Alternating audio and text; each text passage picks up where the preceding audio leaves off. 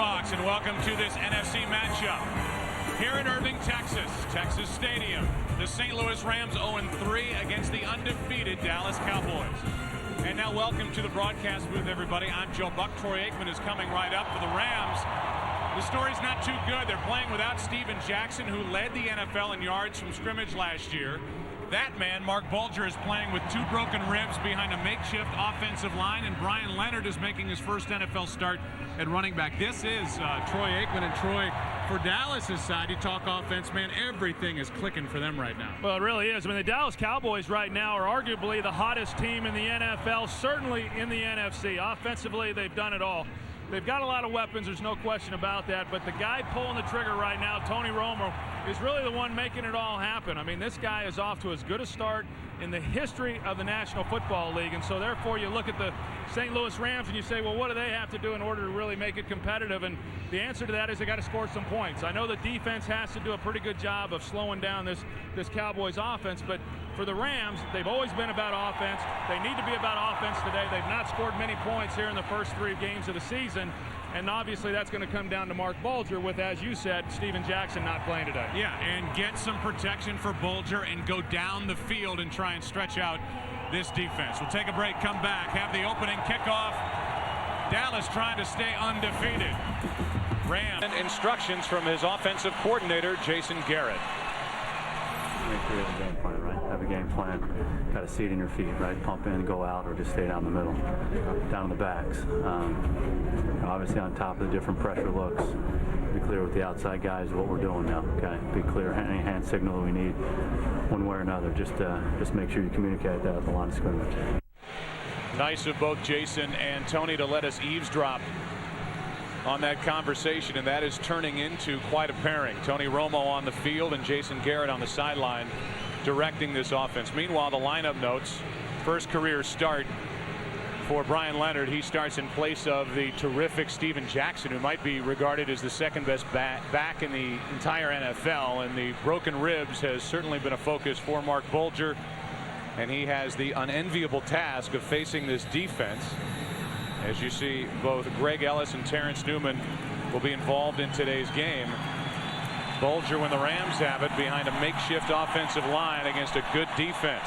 Cowboys will start with a football, and they'll start at their 20 as Wilkins booms it through the back of the end zone. So now here we go. Dallas with their 116 points scored. Since 1970, only the Rams of 2000 scored more points in the first 3 games. And Tony Romo, I mean, this is a dream start for this guy in his first full year as the man here in Dallas. Yeah, and I said it for Tony Romo coming into this year that I really felt that it was going to be important for him to get off to a good start early in the season, and he has certainly done that. I mean, when you think about a guy who has yet to be signed to a long-term contract, obviously a lot of pressure on him coming into this season, but he has answered the bell. Romo's going to start with a throw, and he hits his tight end Jason Witten. Chavis with a tackle, a gain of 8, and this, Troy, is an aggressive style offense. Jason Garrett is an aggressive play caller, and coming off a more old school approach by Bill Parcells, Garrett has provided this offense with an attack that they really love to run. Yeah, I mean, you can see the players respond to what it is that Jason Garrett is calling, and I don't want to say that Bill Parcells called a conservative game, but yet he didn't open it up the way in which they're running this offense down. The biggest difference, as we just saw, is the number of times they're throwing on first down. On second and short, Julius Jones gets it, and he goes nowhere. Right in the middle of it, Brandon Chiller, and it's going to be 3rd down and short. 3rd down and 2. Chiller made the play. He's the strong side linebacker for the Rams, who check into this game with the 7th best defense in the NFL. That's statistically speaking. But a big part of it is that teams aren't throwing the ball against them much because they've really been able to run it with no issue. Yeah, I agree. I think their ranking defensively is very misleading because, as you said, teams are not throwing the ball against them. 2 of the 3 teams they played, Joe, have rushed for over 180 yards against them. 3rd down and a couple, and that's Witherspoon making a play, and a gain of only 1 to bring up 4th down. Julius Jones carried it, and Will Witherspoon made the play. He's the middle linebacker. A gain of 1. It's 4th down. And if there was one matchup in this game that you would say is a pretty good matchup, Cowboys offensively against the Rams defensively, is that the Rams have been very good on third down. The Cowboys, on the other hand, as good as they have been offensively, they have struggled on third down. Good stop there for the Rams. Rams made a trade with Kansas City, brought in Dante Hall to make a difference on their special teams, and that hasn't translated yet. McBriar hits it.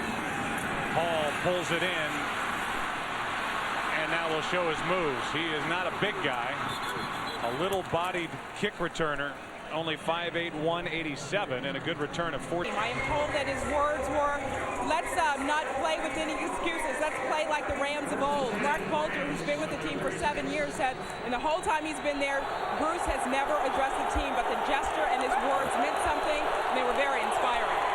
Thanks, Pam. Trying to back up what was his guarantee on his radio show during the week that the Rams would win this game. Delayed handoff to Leonard, and he picks up 4. Brian Leonard is an interesting story. A guy who, while he was at Rutgers, 3 years the tailback, has the school record for receptions, points, all-purpose yardage, and then was really a selfless leader on that team when he shifted to fullback as a senior to make room for Ray Rice, who took over tailback. And he wasn't just a fullback in name. I mean, he was also a lead blocker. In fact, he was doing some of that even last week. 2nd down and 6. Bulger with time, and the throw a little behind Bennett. It's 3rd down. You know, that's the problem right now for the St. Louis Rams offense, is that, you know, you take a look at Drew Bennett and then them not being on the same page, and a big reason for that is because Drew Bennett was brought in, and in week 1 he had a quad injury, and so he hasn't even run a full speed route in practice since week 1, and Mark Bulger, who could really use him, has yet to really get on the same page. And whatever miscommunication was there just cost. And out of the gate here they've stumbled. Injury has played a large part of it. 3rd and 6.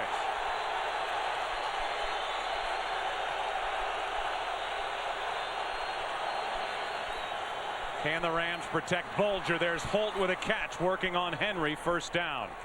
Gain of 11 and a pinpoint throw from Mark Bulger. Here's the huddle where Bulger, who is to the right, he's number 7 on Troy's numbering scheme there, looked and said, wait a minute, this doesn't feel right. And that's because Drew Bennett was on the sideline, and Dante Hall said, hey, Drew, you're needed. Yeah, and you saw Mark Bulger wasn't real pleased with having to use a timeout for that reason. From the Dallas 49, here's Leonard, and he goes nowhere. Aiken Adele was in there, and he had help. A loss of 1. Chris Canty, one of the defensive ends, was closed down on that play as well. Well, I know with the Rams coming into this game, they're going to have a hard time running the football against this defensive front for the Dallas Cowboys. They're a very big, physical group. I know last week the Rams were committed to running the football with Steven Jackson. Trying to do that with Brian Leonard may prove costly. There's no question they're going to have to throw the ball and get it down the field to move the ball today. Bulger, time running out, down he goes in the arms of DeMarcus Ware.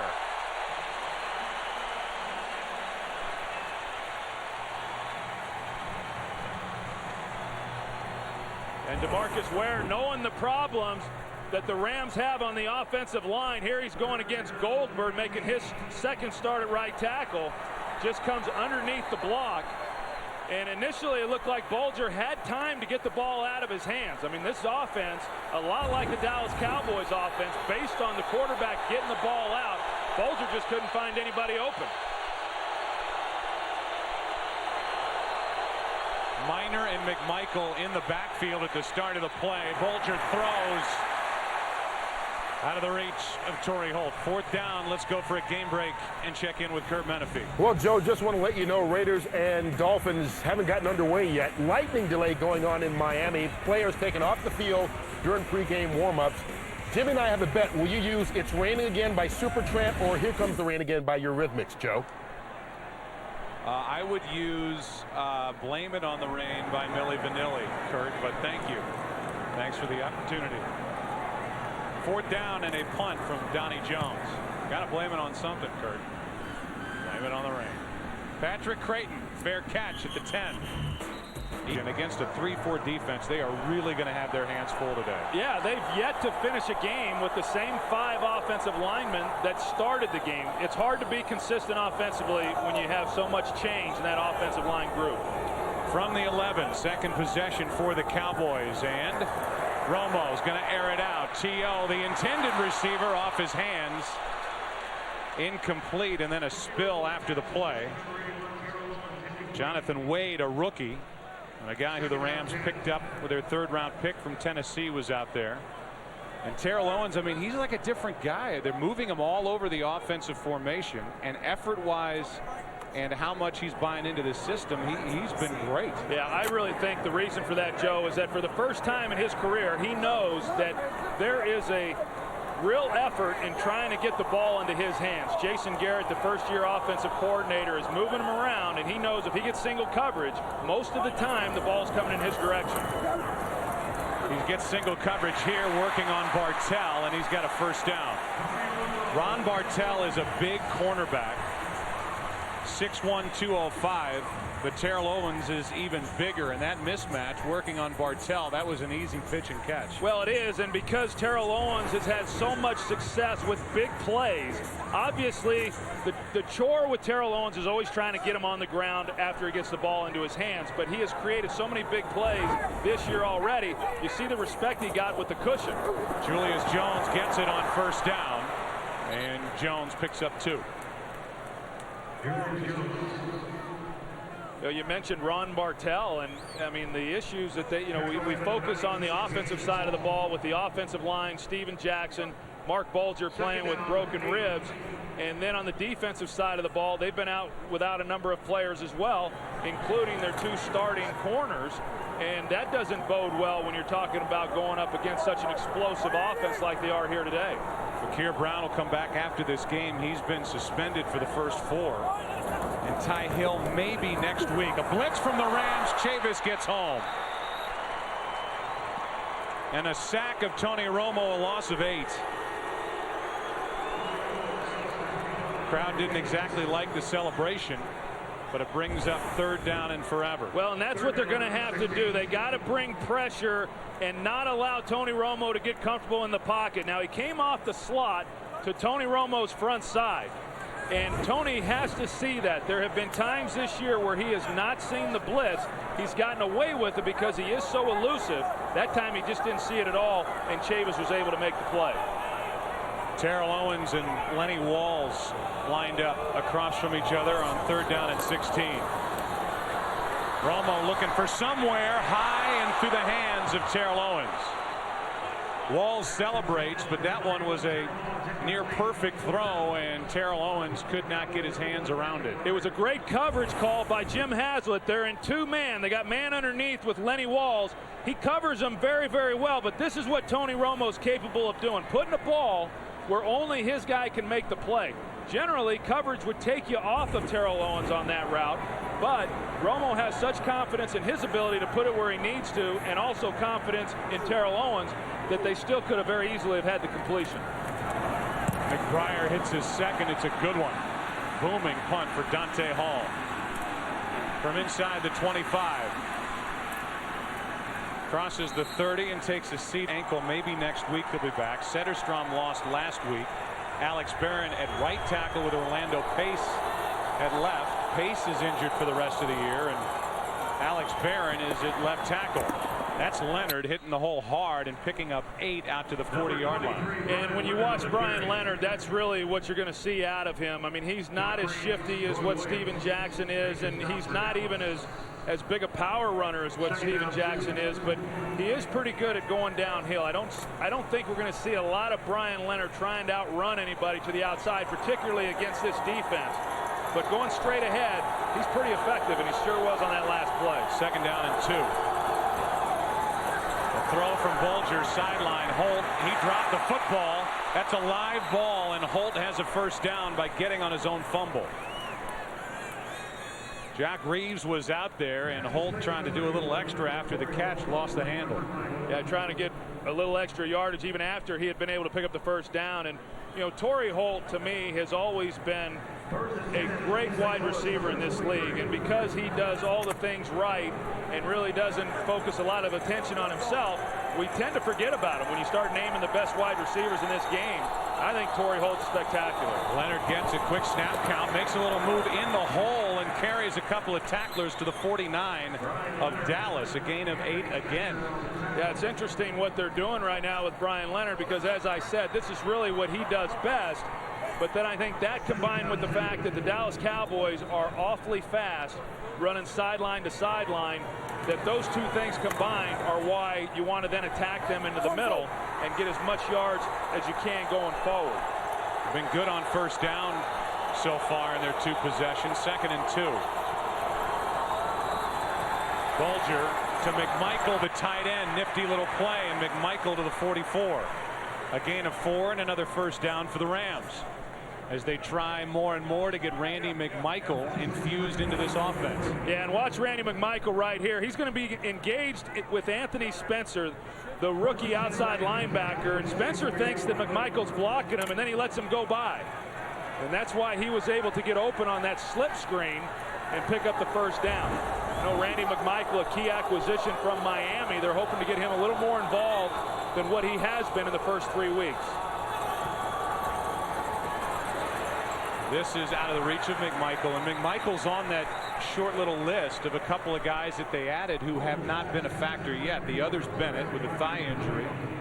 Add those 2 weapons to Holt, Isaac Bruce, Steven Jackson, a Pro Bowl quarterback, and Mark Bulger. That's the reason why some people pick the Rams as a dark horse in the NFC. That's right, and I think in all fairness to Scott Linehan and this offensive group has been what has happened in the offensive line. Randy McMichael hasn't been able to be as big a part in the passing game because he's having to be used more as a blocker to help out with this offensive line, and they're not utilizing him the way that they had hoped. This will be interesting to see which side it's on. It certainly looked like Spears came across early. Walt Anderson is our referee. False start, number 73, offense. 5-yard penalty, still 2nd down. Adam Goldberg is saying the guy across from me came before I moved, which was a rule change about 4 or 5 years ago. And that's the same point that Scott Linehan's arguing as well. And you can see it. There's no question. I think that's a bad call there by the officials. Marcus Spears started to come out of his stance, and he's what drew Adam Goldberg out of his. 2nd and 15.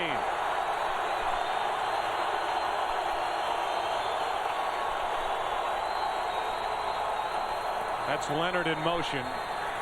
Bulger steps up, goes for Holt, and overthrows. Let's go to Kurt for a game break. All right, Joe, to keep you updated on the big league playoff pick. Thank you, Kurt. 3rd and 15 here.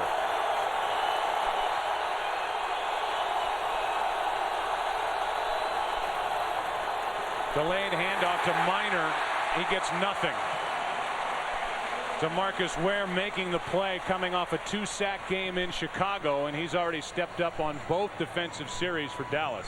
I'm a little surprised by that call offensively on 3rd and 15. You just wonder, you know, obviously converting 3rd and 15 isn't real good, but you have a better chance trying to force the ball, throw the ball down the field. I just wonder if, knowing that Dallas was coming after him, if they just don't want to take any unnecessary hits on Mark Bulger. That was the case last week against the Buccaneers. Linehan saying, yeah, we threw it around a lot against San Francisco, and Bulger almost didn't make it back to the locker room. Jones hits it, takes a bounce, and will go into the end zone. Cowboys starting at their own 20. Marion Barber in the game for the first time today, and he gets it. He infuses some life in this offense. Fans love to watch him run it. And right on cue, he loses half a yard. You mentioned the Cowboys going to a 3 tight end set on this play. They've run it a couple of times on their first 2 possessions, but it's the first time this year they've shown a 3 tight end look with all of them in the game. And the reason that they're doing it is they feel that there's some things that they may be able to get out of this personnel grouping. And then more importantly, it's just something else that these defenses are going to look at and try to see, okay, well, what is Dallas doing out of these different personnel groupings? They deploy personnel as good as anybody in the league right now. Good break by Leonard off the snap. Protection for Romo, and a nice catch by Terrell Owens. Wrestled out of bounds after a gain of 7. Let's go for a game break. Kurt Menefee. Well, it's a record-breaking game break, Joe Buck. Brett Favre does it. Greg Jennings, 16 yards on the score. Number 421 of Favre's career, most in the history of the National Football League. Joe, Troy, and Pan. All right, Kurt, thank you. So somewhere John Madden and Frank Caliendo are celebrating, and 421 career touchdown passes, the record for Favre, and you can check out more on that. Another news around the league at foxsports.com or NFL.com. Best thing about that is he celebrated that one the same way he celebrated the very first one he ever threw. 3rd down and 3, and that's Owens, a juggle, a roll forward, and a first down. The Rams are going to want to see a replay of that. They're calling for it on the sideline as some of the defensive players thought Owens dropped it. Yeah, well, here's Terrell Owens going in motion, and then he's going to circle back right over the ball and then hook it up. They run a crossing route, and it looked like it hit the ground. Initially, I thought that he got his hands underneath it and was able to make the catch, but right here, it hits the ground. And the Rams are going to challenge it. Linehan was waiting for somebody upstairs to see a replay coming off. The tell may be to show the replay so they can see whether they should check. After reviewing the play, the receiver did not have control of the ball and it hit the ground. The pass is incomplete. St. Louis will not be charged with a timeout. So it's 4th down. Please put 3:24 on the game clock. And in other words, what I'm saying is if we don't show that replay for whatever reason, the Rams don't see it in the booth and don't radio down to Linehan to throw the red flag. That's right, and so there's some pressure on us in order to show those replays, and then you've got the opposing team's offense that is trying to get to the line knowing it's a questionable call and get the ball snapped. And you know, like a lot of the things that go on, I think that one can get cleaned up a little bit better. Manipulating the system like a lot of things. It's another, it's not how I interpreted it. You know, right. It's not. I misinterpreted the rules. McBriar with his 3rd punt.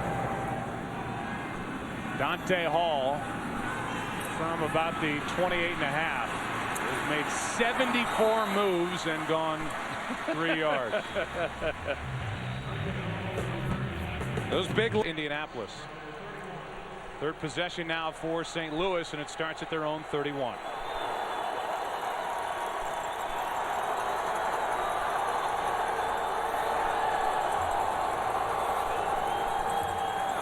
Play action, pressure. Ratliff doesn't get there, and Bulger's going to air it out for Holt, and Henry broke it up. And Henry is banged up. Well, I know in talking with Mark Bulger, he really felt that if he could get some protection, that they could make some plays down the field. Jay Ratliff for the Cowboys just goes right by Romberg to make Bulger step up. Now on the back end, Henry's the one who went up for the ball as opposed to Torrey Holt. If Torrey Holt was able to go up, he may have a chance on making a play. Anthony Henry, who has been outstanding this year, this could be a big injury if he's unable to go. He's had back-to-back 2 interception games. He leads the NFL with his 4. Returned his 2nd one for a touchdown last week in Chicago, and he's having trouble getting off the field. Status is going to be remembered. Terrence Newman, who has yet to start a game. He's been playing primarily nickel downs both last week and then today. He's not 100% either. So he comes in at right corner. Across from Torrey Holt on 2nd and 10, and a handoff is to Leonard. Leonard picks up 2. 3rd down and long coming up for St. Louis, and DeMarcus Ware has been all over the field here early, and there's Terrence Newman. So they have a lot of playmakers on this Dallas defense. He's one of them. Missed the first 2 games with a partially torn right plantar fascia, and now is dealing with patella tendonitis in his right knee. 3rd and 8.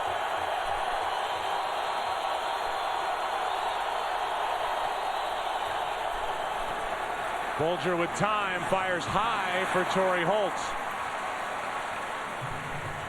Bulger had plenty of time and misfired to Torrey Holt, who made a move, was open. And that's 4 straight incompletions for Mark Bulger. Yeah, and this just isn't the Mark Bulger that we've gotten accustomed to seeing in previous years. He wasn't real productive in preseason. He's not been overly productive here in the first 3.5 ball games, and we've seen him already here today miss some throws that he just typically does not miss. I've got to believe that part of that is his health. Jones hits it. Terrence Newman is going to return his first punt of the season. Instead, he lets it go over his head, and look where this thing's going to end up. All the way to the 1-yard line. Mathematics. I mean, when you get off to a slow start, it's hard to overcome. When you get off to a great start, it affords you some room on the back end. The Barber just does not go down. I mean, he is so impressive. 1 hit, 2 hits, whatever, and he picks up 7 when he got hit at the line of scrimmage.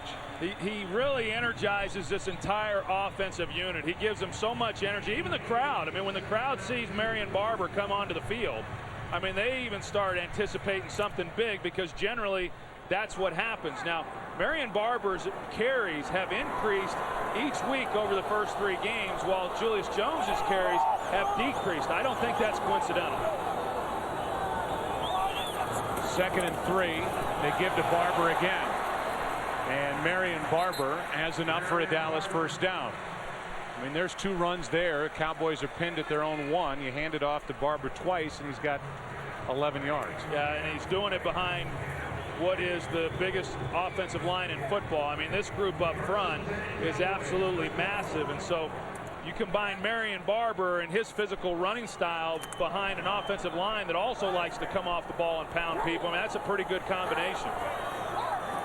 Under a minute to play in the first quarter. Still no score in Dallas.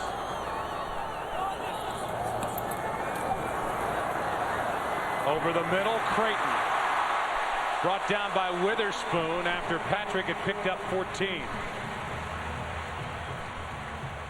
You know, Creighton's been able to get a lot of playing time because of the injury to Terry Glenn. And Patrick Creighton is at his best when he's in that slot position, as we saw him right there. He's not an overly fast guy, but he's got a great feel for the underneath routes and finding the holes within that defense. And one of the reasons why he's so good at it is that he was actually a quarterback in college. And so he has a good understanding of what it is that the quarterback wants on those routes. And he and Tony Romo have developed quite a chemistry. Could be the final play of this first quarter. Romo going to air it out. Downfield, it's picked off. Intercepted by Otagwe. And the safety making a move into the open field, and in essence was brought down by his teammate. Bartell knocked him down. The interception by Romo, and the Rams will take over at the Dallas 25. That's the final play of the first quarter. St. Louis trying to prove here today that yet again the NFL is hard to figure weekend after weekend. This is Holt, and out of bounds, and what a hit at the end of that play by Ken Hamlin. Yeah, you wonder if they could almost get him with a hit on a defenseless receiver. He leads with his head right there, and it was helmet to helmet. I was fully expecting to see a flag on that play. Might not get a flag, but he may be staring at a fine for that. Either way, it's 2nd down and 10. And the Rams are approaching an area where offensively they have really struggled. The red zone. Been matching Terrence Newman on up with Torrey Holt. Pressure off the edge from where? It's going to be a hold against St. Louis. Incomplete. Newman was out there in coverage. Got a little shove in the back, but there's a hold against the Rams. Personal foul. Grabbing the face mask, number 70, offense. 15-yard penalty, it's 2nd down. Alex Barron was helpless against DeMarcus Ware coming off the edge. Yeah, but these things, you just can't do these things. I mean, he's got his hand fully engaged in the DeMarcus Ware's face mask, and you know, now you're getting backed up 15 yards, and that's been the problem with the St. Louis Rams. The worst red zone offense in the National Football League. And when you get a golden opportunity, as they did on that interception, and they're down in there pretty good, and now they're hoping that they can just come away with a field goal based on where they're located on the field. Yeah, they're out of field goal range at the moment. 2nd down and 25. Handoff is to Leonard. Nowhere to go. Making the most out of it. Picks up a yard. I mean, this is unlike any Rams offense that fans are used to over the last 5 years. They are closed down and trying their best just to get through, it looks like. And they're not airing it out. Rarely throwing downfield. It's 3rd and 23. You know, and watching the Rams over the first 3 games, and then again here today, it just, unlike in the past, you kind of knew what they were about. And right now, you can tell that they just haven't yet figured out what it is that they're going to be good at. 3rd and 23. Quick throw, Bruce. Isaac Bruce making a move and dragged down with a first down for St. Louis. A quick hitter and a gain of 24 yards. First down, Rams. Yeah, and this is something that, you know, you always got to be aware of when you're going against the St. Louis Rams. You get the ball into Bruce's hands, and this is what they've been so good at over the course of their careers. Both he and Torrey Holt is getting vertical and then getting the ball in their hands with them on the move. I mean, that was well executed. A breakdown by Dallas, but better execution by the St. Louis Rams. Mark Bulger seeing the void. So now here you go. 8 possessions in the red zone for St. Louis. Only 2 touchdowns this season. And they hand off to Leonard. Brian Leonard gets to the 10. I tell you, that's a big 3rd down conversion there for the St. Louis Rams. Not only to keep this drive going with the opportunity of potentially coming away with a touchdown, but you know, if they are able to score a touchdown here because of the struggles that they've had once they've gotten into the red zone, and then combining that with the fact that they're going up against a good Dallas Cowboys team, you know, this should give them a lot of confidence if they're able to capitalize. Owens in at fullback. He blocks from Leonard, and Adele makes the play. No gain. Aiken Adele, who the Cowboys picked up before last season from Jacksonville, making the play. It's 3rd down and 5. Leonard comes out. Travis Minor checks in along with McMichael, the big tight end, and Drew Bennett.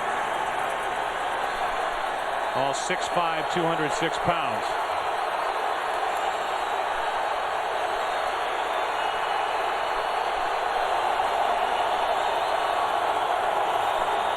A blitz from Dallas.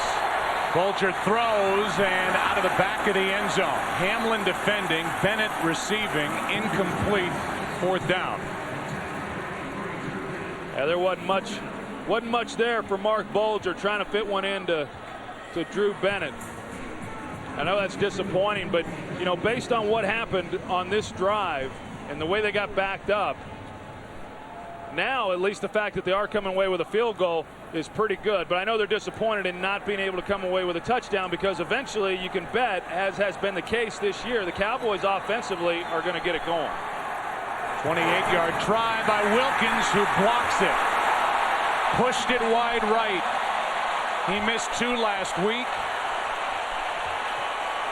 And this one just shoved out to the right. 28-yard try, no good. Still no score here in Dallas. Just a bullet after the Otagwe interception, and Jeff Wilkins, who missed twice last week against the Buccaneers, is now thinking about that 28-yard miss.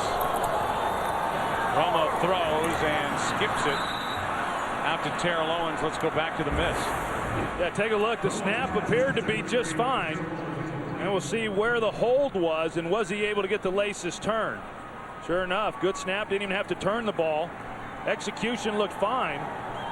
And he, as you said, Joe, he just blocked it. I mean, it's a funny thing. And Wilkins, who's one of the best kickers, you know, in the history of the game, is just going through a little bit of a struggle here over the last 3 weeks. Julius Jones gets it on 2nd and 10. Hit the hole hard and gained 6. Trevor Johnson in on that tackle for the Rams. It's 3rd down. Rams defense has been very good, Troy, as you said earlier, on 3rd down, and so far Dallas 0 for 3 on 3rd down today. You know, and not only have they been good on 3rd down, they've just been good. And you know, so here defensively they're holding up their end as they have in some other games, and yet offensively they haven't been able to capitalize, and that's frustrating. I mean, holding the #1 scoring offense in the league to 0 points, here midway through the second quarter. 3rd down and 4. Out of the shotgun, Romo fires, and the pass bobbled, caught. What an effort by Terrell Owens. Able to get control of the ball and tap his feet down before heading out of bounds. Yeah, there was great concentration on his part. He's got control there, and looks like he got the right toe down as well. There's the left foot and right foot, sure enough. Great concentration on Terrell Owens' part. It looked like Otagwe had a chance to undercut that throw initially and may have had an interception. That was the 820th career catch for Terrell Owens. He just passed Steve Largent for 13th on the all-time list. 1st down, Dallas. Romo trying to make something happen. He finds Witten as tight end. To the St. Louis 44, a gain of 19. That's out of that 3 tight end package we were talking a little bit earlier about. They got 1 receiver in the game, Terrell Owens. He runs a fly route. And now you've got Lenny Walls, a corner, covering Jason Witten. You would think that would favor the corner. Jason Witten is an outstanding wide receiver, tight end / tight end. But when all of a sudden you put a corner on him, you would think the advantage would then go to the St. Louis Rams. It didn't. Jason Witten running a good route and creating separation. He's got 8 catches Witten does this season of 15 or more yards, and 13 now of his catches have been for 1st downs. Romo was brought down by Glover. Let's go for a baseball game break. Here's Kurt Menefee. Phillies were the team to beat in the division before the season. And now on 2nd down, Julius Jones brought down by Carricker, and the gain of 2 flags came in right at the snap. It looked like that's going to be offsides on the St. Louis Rams, a little early getting off the ball.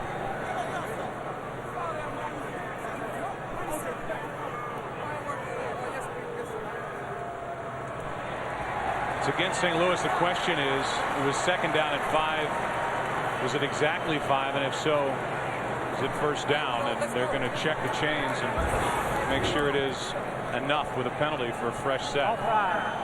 Defense, right defensive tackle. 5-yard penalty, 1st down. That was Carricker who came in and made the play after getting across too early, and the 5 yards is enough for a 1st down. Carricker, their 1st round pick out of Nebraska, and a guy who's got a lot of upside. They're just trying to keep him from thinking so much and react, and that's really the dilemma that faces most all rookies, and he's going through some of that as well.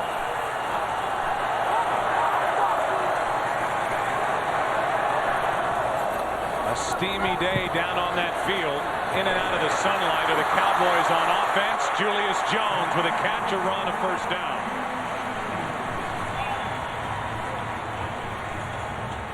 Well, you're going to see the attention that Terrell Owens gets when he's running a route. Watch Will Witherspoon right here in the middle. Terrell Owens is going to come across. He's so concerned with trying to keep Terrell Owens from getting across that then you're going to see Julius Jones get in that void. And so sometimes we look at this and we say, well, what kind of impact is Terrell Owens making when he's not catching the ball? That's the impact that he's making. He opens things up for a lot of other people.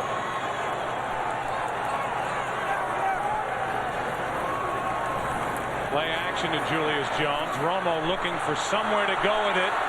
Throws, completes, Creighton. 1st and goal. And that's Tony Romo. He can slide and make plays better than so many quarterbacks in the NFL. In talking with Jim Haslett, the defensive coordinator for the Rams yesterday, he said a lot of what the Cowboys do is really street ball once Romo gets outside the pocket. Right there, when Patrick Creighton went back out towards the sideline, all he was doing was reacting to Romo being outside the pocket. That's where they've gotten a lot of big plays this year. 1st and goal. Julius Jones, touchdown, Dallas.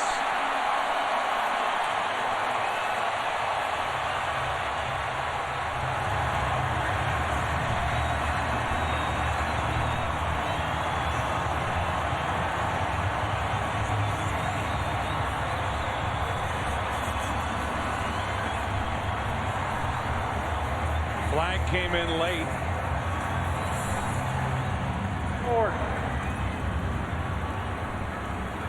We missed the call, but it appears that the touchdown will stand. It was against St. Louis, and the extra point from Nick Folk.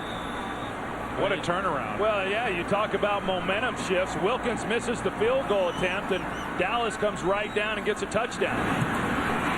7-0, Cowboys lead it. The street ball part of it, Patrick Creighton set it up. Julius Jones knocked it in, and the Cowboys 3-0 lead it in the NFC. They've developed a real rapport, very early in this relationship. Takes a knee.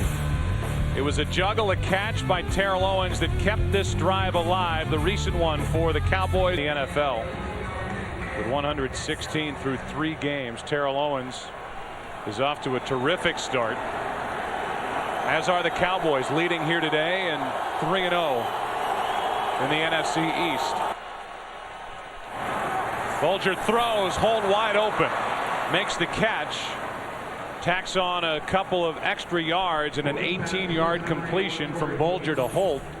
And Mark Bulger, whether it's the ribs or worried about the protection, has missed on some throws so far today. Yeah, and even that last completion there to Torrey Holt was not a real well-thrown ball, and if he was able to put that one where he normally does, and for a lot of quarterbacks you wouldn't think anything of it, but Mark Bulger is so accurate throwing the football that when he starts missing people, it raises your eyebrows. Handoff is to Leonard, and Brian picks up 2.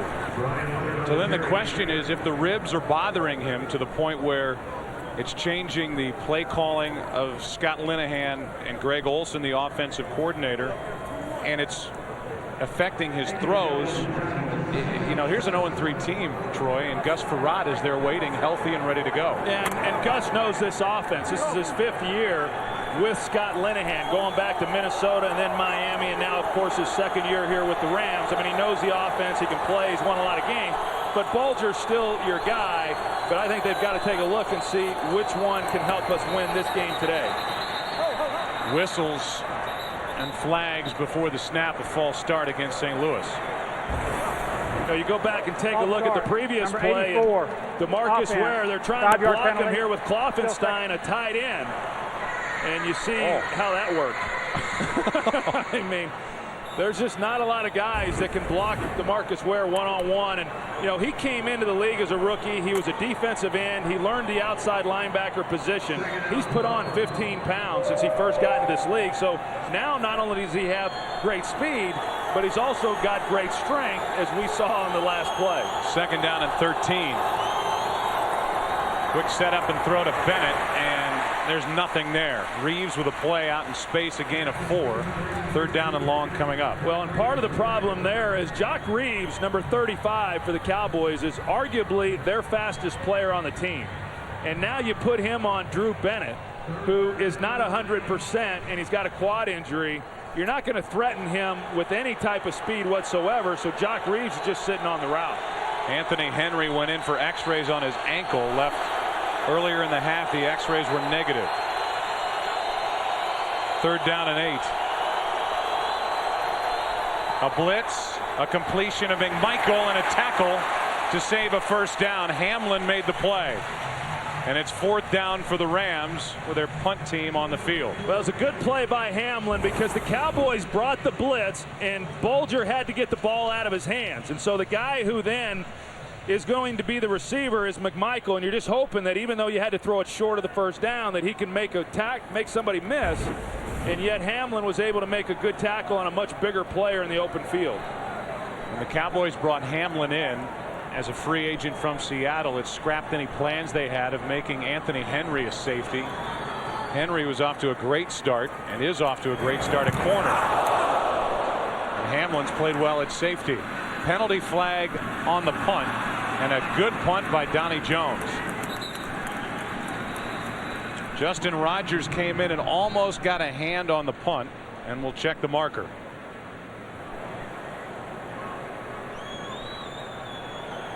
Prior to the kick, holding number 45, offense. 10-yard penalty. Will re-kick. That's Chris Massey, the long snapper. You know, it just seems, Joe, that when things aren't going well, then these are the types of things that happen with teams that are struggling. I mean, you've got a situation here where Donnie Jones is able to put it down inside the 10-yard line, but because of a hold.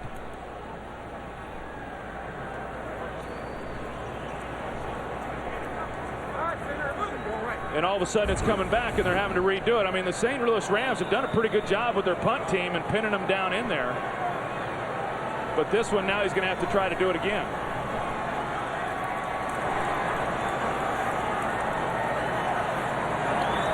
.404 left in the half. And Jones hits a beautiful punt right into the end zone. It was pretty, but not as effective. 64-yard. Dallas offense has certainly been slowed after racking up 431 yards at Chicago last Sunday night.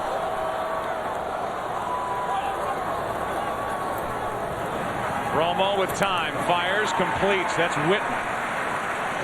Picks up 8. Let's go down to Pam Oliver. Well, Joe, Wade Phillips was a little worried about this game against his 3-0 Cowboys, against the 0-3 Rams being a bit of a trap game, but Dallas offensive guys are trying to ensure that it doesn't turn out to be that. I heard a couple of players going up and down the bench encouraging each other to say, he said rather, wake up. It is time for us to get this thing going. This game shouldn't be even this close. Back to you. Yeah, and I think the Rams, to their credit, defensively have done a very good job here in this first half as Barber runs into a wall. That was the rookie Ryan who made the play. He's playing well. Tino Isamoa was there too. Let's go out to Kurt for a game break. All right, Joe, Bears and Lions, and Brian Griese making his first start as Chicago quarterback. It's paying off so far. We find Muhsin Muhammad for the score, and the Bears have the 7-3 lead late in the second quarter. Back to Joe, Troy, and Pam. See those guys in the offensive huddle hugging Brian Griese. Thank you. 3rd down and 1. Handoff to Barber in the hole. Good play made. Tino Isamoa was in there. Witherspoon was in there. And it looked like, depends on the spot, it looked like, and he was, Barber was short. Yeah, it was a great job interior-wise for the St. Louis Rams defensively. You see, they don't get pushed back, but it was Witherspoon, it looked like, got in there and made the initial hit that stopped Barber. Not easy to do. Witherspoon, not an overly physical middle linebacker. I mean, most of his game is predicated on speed. But to stand up Barber in the hole like that one-on-one, just a great play on his part. Well, it's 4th down. And Romo is still on the field. Well, the ball is not even to the 30-yard line. That's right. Now, we have seen Dallas do this in previous weeks. On 4th down, go for it. Now, whether Romo's going to maybe try to use hard count to draw the Rams off sides, but I cannot imagine them doing anything and running the ball here and taking a chance. I mean, all of a sudden you put the Rams right back into the game. And as we say that, the switch is made and the punt unit comes onto the field for Dallas. But I'll tell you what, I mean, what a great job by this Rams defense. And, you know, again, I'll say it, they've been good throughout this entire first half. To hold the Cowboys to 7 points is really pretty remarkable. And once again, the Rams offensively just have not been able to do anything. Should end up, the Rams should, with good field position. They have a timeout left and over 2 minutes to play. McBriar hits a line drive punt. Dante Hall from the 15-yard line makes a move, gets a couple of blocks, still on his feet. McBriar in his way. Dante Hall on the loose to the end zone. There are no flags. Touchdown.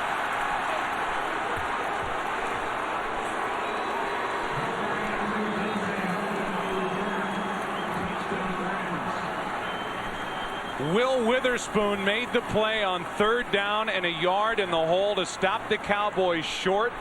And Dante Hall makes his presence felt with his first touchdown as a Ram. That's the human joystick.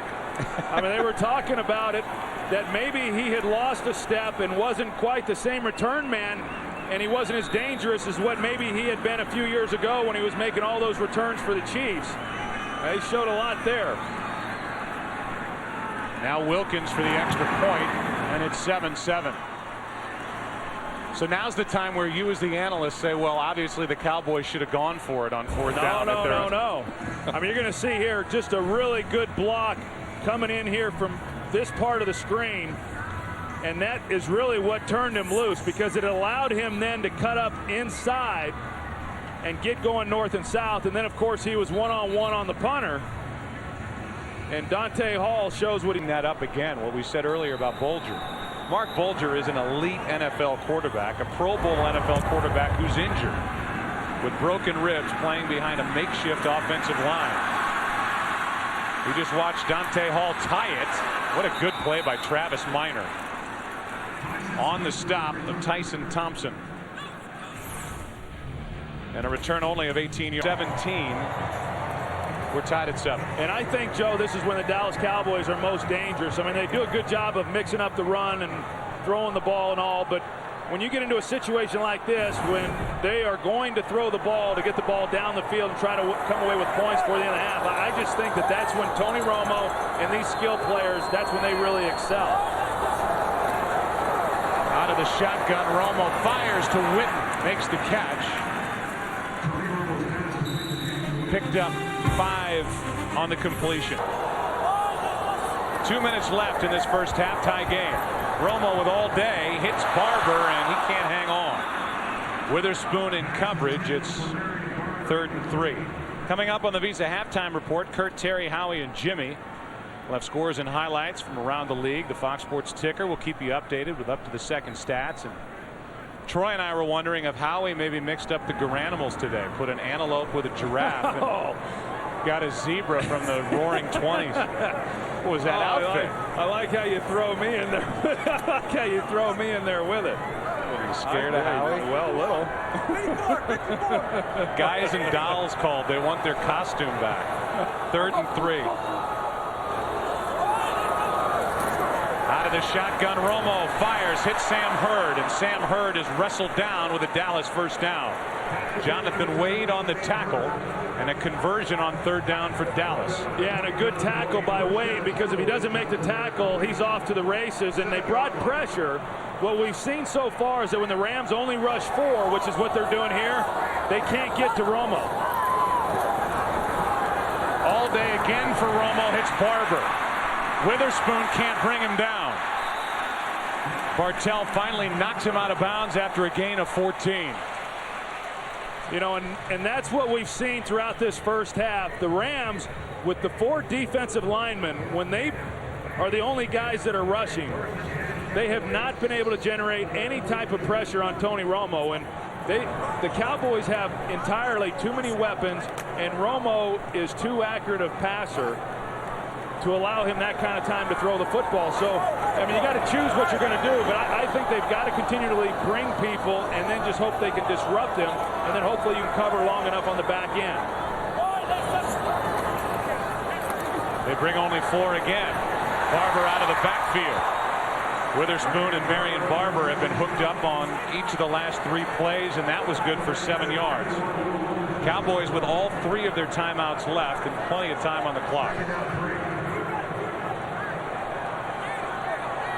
We understand Pisa Tinui Samoa left with cramps. He should return. That's Witten, the throw behind him. Chiller on the tackle. It's 3rd down. And whenever Dallas has stalled, it's had more to do with them just not executing as opposed to anything that the Rams have really done. Now, you know, this is a big 3rd down right here. If the Rams are able to go in at halftime, you know, with a tie ball game, not giving up any points right here, that will be huge with their confidence coming out in the second half. Dallas 3 for 8 on 3rd down in this half. The Cowboys with 4 drops in this half as well. 3rd and 3.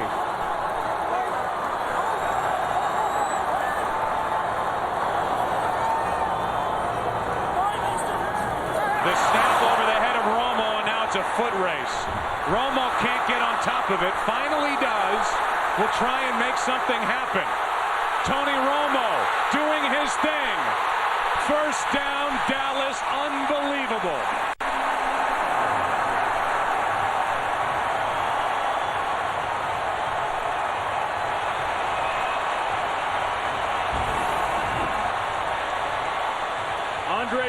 the center just snaps it clean over Tony Romo's head. And, you know, initially Romo can't even pick it up clean. You got two defenders there trying to go for the ball as opposed to Romo. This is a 30-second timeout.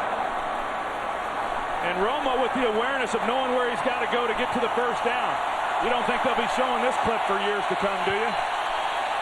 The legend just grew. I mean, how embarrassed right now are the St. Louis Rams? It was a 4-yard run taking the scenic route. And Terrell Owens is saying that's our guy. I really think that had as much to do with Grossman getting benched after last week as anything. I think they looked at Romo, the Bears, and they said, wait a minute. Every time we get anywhere near Romo, he slides, he steps up, he goes backward, he makes a play. And on the other side, Grossman was kind of a sitting duck there waiting for the Dallas defense to get to him. I don't see anybody that's doing what Tony Romo can do with his feet and make plays in this league. Well, and I agree. As a matter of fact, I was talking with Brett Favre before our Week 2 game there, you know, when the Giants were playing the Packers, and Brett Favre said, hey, I was watching the Cowboys this week in preparation because they just played the Giants, and he said, I got to tell you, he says, I thought I was watching myself out there on film. And so there's a lot of comparisons between the two.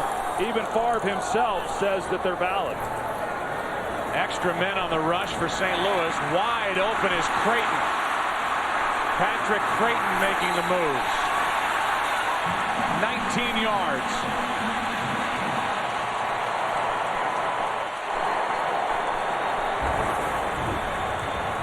You know, first it's Romo, now it's Patrick Creighton. He put a little Jimmy on Lenny Walls. I mean, Emmitt Smith didn't look that good on Dancing with the Stars.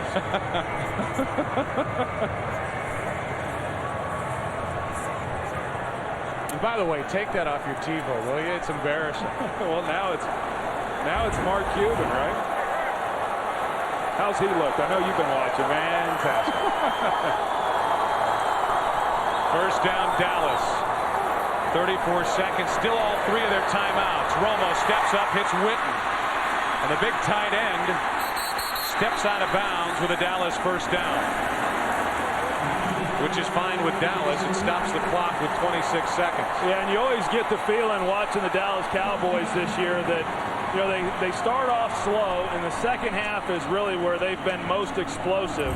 But it just seems like in the first half they kind of play with you a little bit. You know, they make you think you're doing a good job, and they're not executing like they're accustomed to executing. And then right now what we've seen is they're starting to heat up a little bit. And St. Louis, who was given a great opportunity to stall this drive with the errant snap, and now they're just hoping to keep Dallas from scoring a touchdown before the half.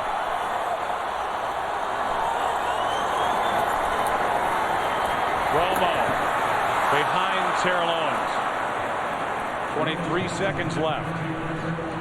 Just to back up what you were saying, and the Cowboys put the pedal down last week in the second half for Wade Phillips at Chicago. 86 points scored in the second half.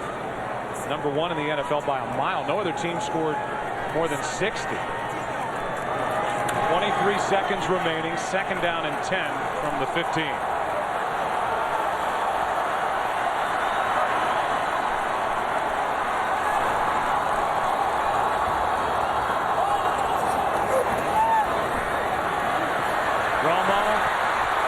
Fires, what a play. Chavis over the back. Got his right hand in and knocked it away from Sam Hurd. 3rd and 10. You know, Leonard Little, you're going to see him on the outside here. He comes underneath Colombo, so that opens up the lane there for Romo to slide to his right. Now, he feels that. He's got great pocket presence and knowing where he can slide to buy himself the most amount of time. He put a good ball low, too, to give him a chance to make a play. Just good coverage there. Chavis made the play. Phillips wanted the flag, didn't get it.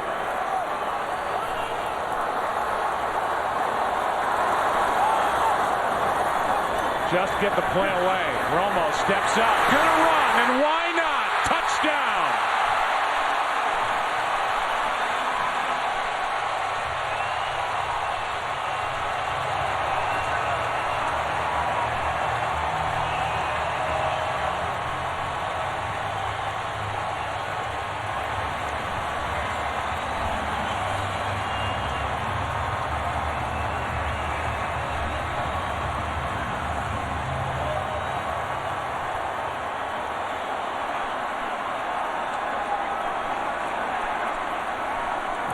14-7. You know, you get so caught up in trying to cover Jason Witten out of the backfield and Terrell Owens and these other crossing routes that you're in man coverage, and the guy you can't account for then is the quarterback. And the only way to hold him in the pocket, again, is with those front four. In man coverage, nobody is accounting for Tony Romo. He recognizes that and has an easy touchdown. His second touchdown run of the season. Paging Jerry Jones, the price just went up. And it continues to go up. Romo is without a contract beyond this season. They can always franchise him. But first of all, Jerry Jones, and you know better than I, isn't scared of a little risk or a gamble. You don't think? No, not buying the Cowboys for $150 million and increasing the value of the franchise about tenfold. You know, I've always said that Jerry Jones digests risk better than anybody that I certainly know. Well, he has a little mini risk going on with a guy wearing number 9, because week after week, as we said, his legend continues to grow and that price continues to rise. He doesn't care. He's just looking at what he hopes is a 4-0 start. He'll pay when the time comes. Squib kick. Dante Hall already has one today on a punt. Looking for a gap. Hits the hole hard and has a good return. 4 seconds remain in the half, and the offense for the Rams will come out there and maybe take a shot, get a flag, or just take a knee and head to the dressing room down by 7. Yeah, you know, I mean, they're in that range to where you maybe could get it into the end zone. I think Bulger's got enough arm, but in order to make that throw 65 yards or so to get it into the end zone and give yourself a chance, you've got to hold the ball and you've got to get some protection. So, you know, are the Rams going to be willing to risk another blow to the ribs there on Mark Bulger?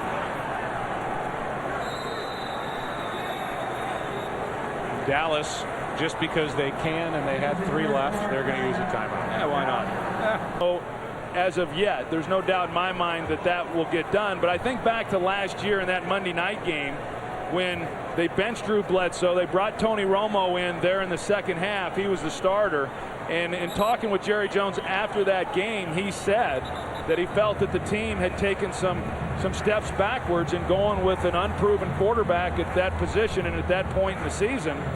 And little did anybody know that Tony Romo would go on and do the things that he has done both last year and then this year, and it's turned into not taking a couple steps backwards, but more like sprinting forward. Yeah, well, this entire franchise on his back, because there have been 9 quarterbacks that had tried since you left. Saw Terrell Owens back there on defense, and Bulger will just take a knee. It's a 14-7 lead for the Cowboys at the half. Tony Romo doing it all with his arm, with his legs. We'll come right back on the other side of this break. Dante Hall will try and give that offense good starting field position. He has a punt return for a touchdown. And bounces off a tackle. Will give the Rams good field position out across their own 35 to their 37. 34-yard return. So this has been the best day for Dante Hall in a Rams uniform. And how's this day going to end for Mark Bulger and for this Rams offense? Leonard, 9 carries, 31 yards. And I thought you said something really interesting, that you always knew what the Rams were, what kind of an offense they were in years past, and right now with what they have in their situation, you just don't know what they're trying to do.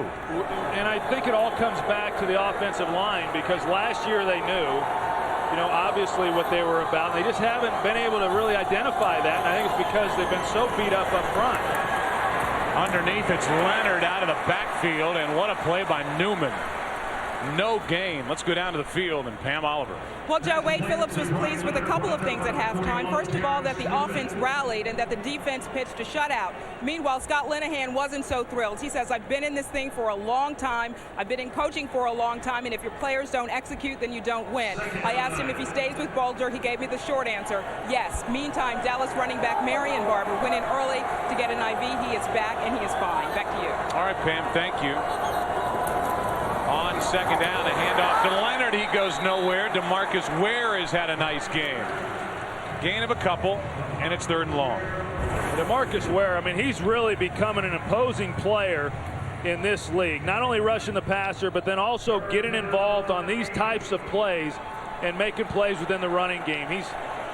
You see him get better and better each time you watch him play. And, you know, for St. Louis, they've not run the football very effectively. That does not come as a surprise. You want to try to keep Dallas a little bit balanced into not thinking you're always going to throw it. But the only way St. Louis is going to move the football here today is throwing the football. Dallas moving everybody around defensively. Bring a blitz, and Bulger goes down in the arms of Greg Ellis, his first game of the year. He's welcomed back with a sack. Yeah, Greg Ellis, who has not played until this game, coming off the edge. And he said that if he did get in, he was primarily going to be a pass rusher because he's still having some problems with that Achilles tendon. He cannot drop into coverage effectively, but straight line running doesn't seem to be a problem. And it didn't look like it was a problem on that play. And Troy, just the way Bulger got up after that sack and kind of hobbled off the field to the sideline, he is in some pain, and wonder if he's going to finish this game at the quarterback position. Creighton on the return. Good return. Looker forces Creighton out of bounds, and then Donnie Jones has to hurdle the bench for offensive line as Adam Goldberg limped off moments ago. Pressure for Romo, gets rid of it, and that's right into the gut of Witten and dropped. Let's go back to that sack by Ellis and the way Bulger's got his arms pinned against his body, just flipping the ball back to the referee. And I mean, here's a guy who's not going to take himself out of the game, but I think that's something that they've got to see from the sideline and say enough's enough. Well, I think so, and then you also got to look at it and say, not that they wouldn't be giving up on this game, but as we've said, Gus Ferrata's a proven veteran backup in this league, has won a lot of games, and you also want to preserve Mark Bulger for future games. I mean, if getting hit continually in this game is going to keep him from being productive in future games, and I think you want to address that as well. We're looking at Adam Goldberg's knee, we're told. Fasano has it thrown behind him and almost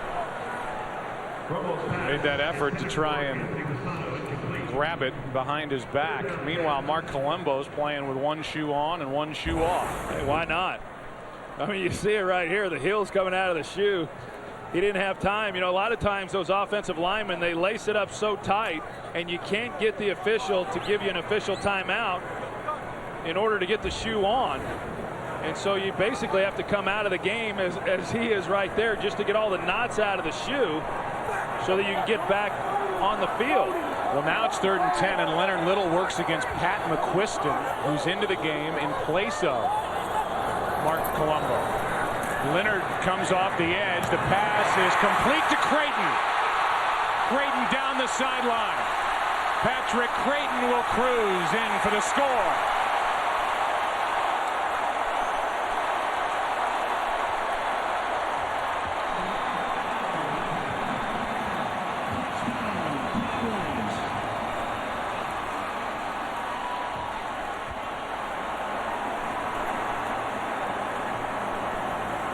Penalty flag over in that far corner at the very, very end of the play. Not by the line of scrimmage or at the beginning of it, and we'll get the call eventually from Walt Anderson. It looked like they threw it after the touchdown.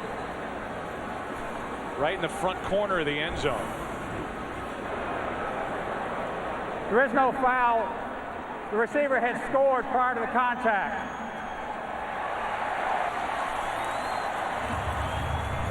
Jonathan Wade was the only one who had a shot, and they were, I guess, I don't know if it was going to be on Terrell Owens or whoever, but they pick up the flag, and after this missed tackle by Lenny Walls, it was a race, and Patrick Creighton won it. Well, Lenny Walls has been beaten a couple times, once there for a big touchdown, and then earlier we saw with Jason Witten. He's not played well today. 21-7, so disappointing. Folk kicks it away. Dante Hall from about the 3.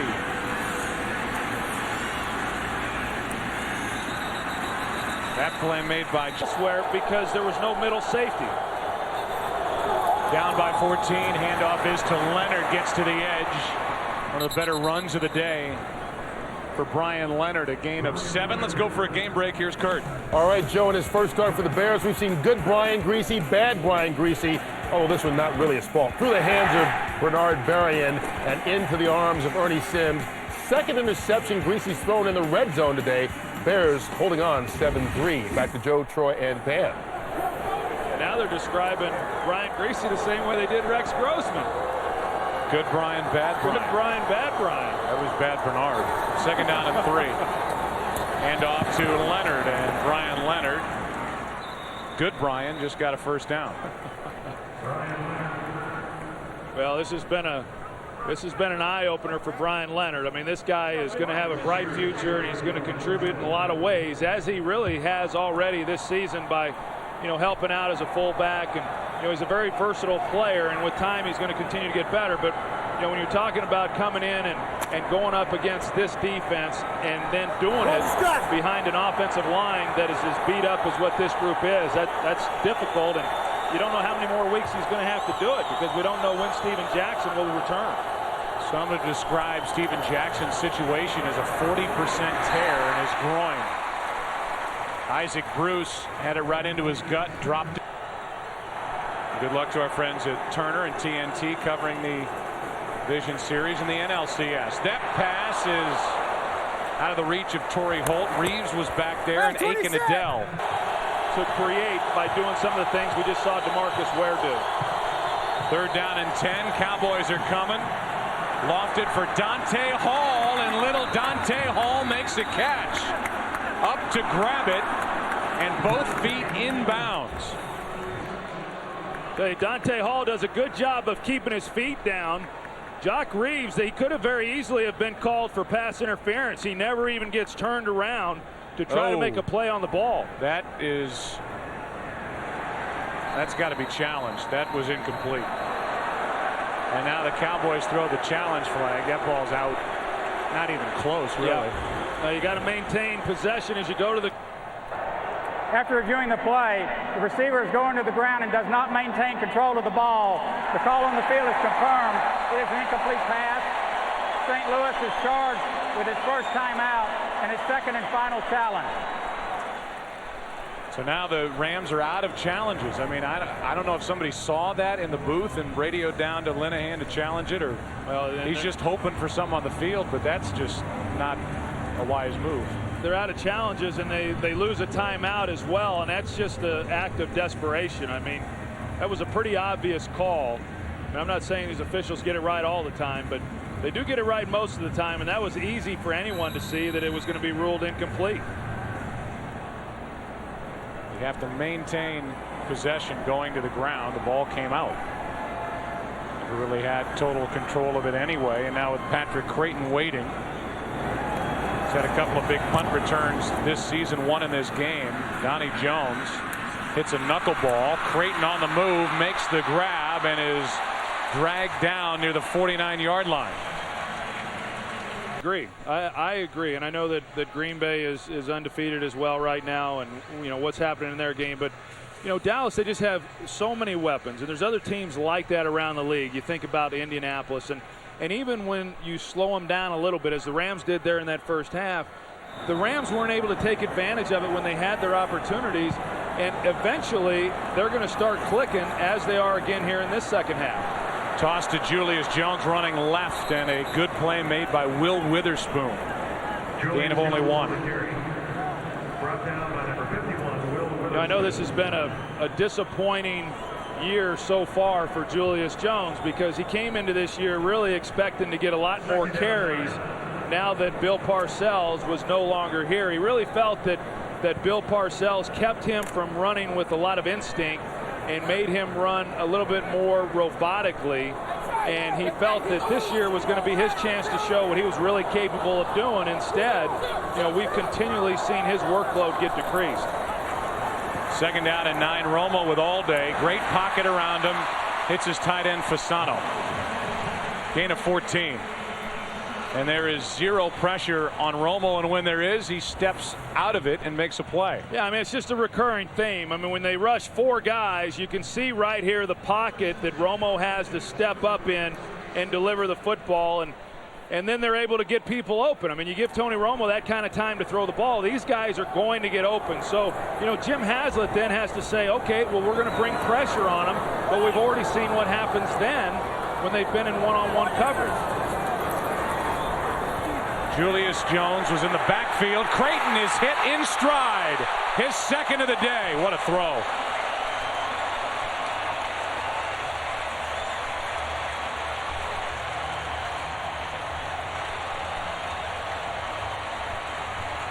Working against Lenny Walls again, and Wade Phillips has been smiling a lot this season. And the interesting thing about it is Patrick Creighton doesn't run by a lot of people. And the fact that he was able to run by Lenny Walls gives you a pretty good indication of Lenny Walls and where he's at as a corner in this league. Because so far in this game, Lenny Walls hasn't covered too many people. What a perfect throw from Tony Romo. And the question now just seems to be, how big is this score going to get? Glenn, don't even mention him. He had 1,000 yards last year receiving. He's out for half the year with a knee injury. Dante Hall, he's been a bright spot for the Rams today, to say the least. Tony Romo has handed off for one, run for one, and thrown for two, both to Patrick Creighton. Yeah, and it looked like Lenny Walls initially was going to try to get a jam on Patrick Creighton and failed to. And so because he didn't get the jam, then Creighton is 2 steps past him. And then Tony Romo, again with a clean pocket, just delivers a perfect ball. You know, and you made the point, Joe. He's replacing Terry Glenn. I mean, how good is this offense going to be once he returns? You know, some would tell you, and I would agree, that Terry Glenn was their best wide receiver last year.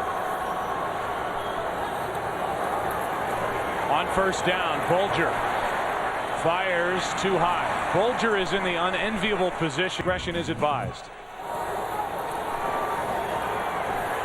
Bulger gets hit, throws to McMichael, and the big tight end is rumbling. By the time Newman brings him down, first down Rams, and Bulger's just having trouble getting up. And how they're not seeing this from the sideline, I don't get it. Yeah, this is surprising me that they're keeping him in the game. And Kloffenstein, he's on DeMarcus Ware, and you know, he's the one who comes in and gives Bulger the shot, and then he takes another one from Hatcher on the backside. But at least he is able to get it out into the hands of McMichael for the first down. But you can see how much pain he is in. And on the other end, twice. First down, St. Louis down by 21.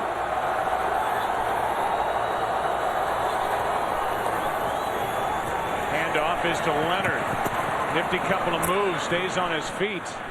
Brian Leonard with a run of 11 yards. I guess in time will tell as to why he didn't play, but here's Bennett. And Drew Bennett, who came in with 4 catches as a Ram, gets his first 16 yards. First down Rams. Leonard carries it, gets it inside the 20-yard line.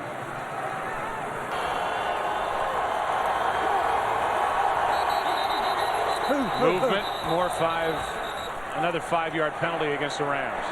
False start, number 70, offense. I just know those are the guys that really set the tempo for good offensive football, and you know, they haven't been able to rely on anybody staying on the field. Brandon Gorin has taken over at right tackle. Penalty flag on the play. Leonard loses the football. A flag is down on the play. Dallas recovers the Brian Leonard fumble. It's Brady James. Offside, number 94, defense. 5-yard penalty. It's still second down. Now Al Zerv and Andy McCollum. 2nd and 9.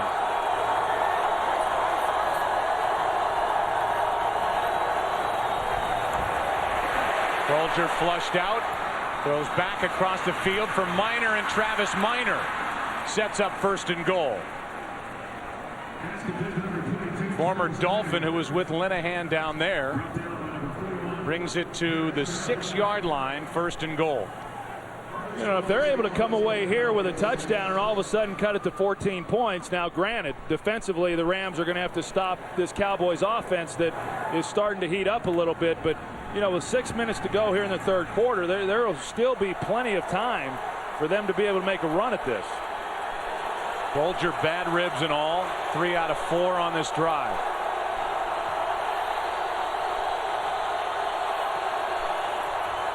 First and goal. Bulger sacked.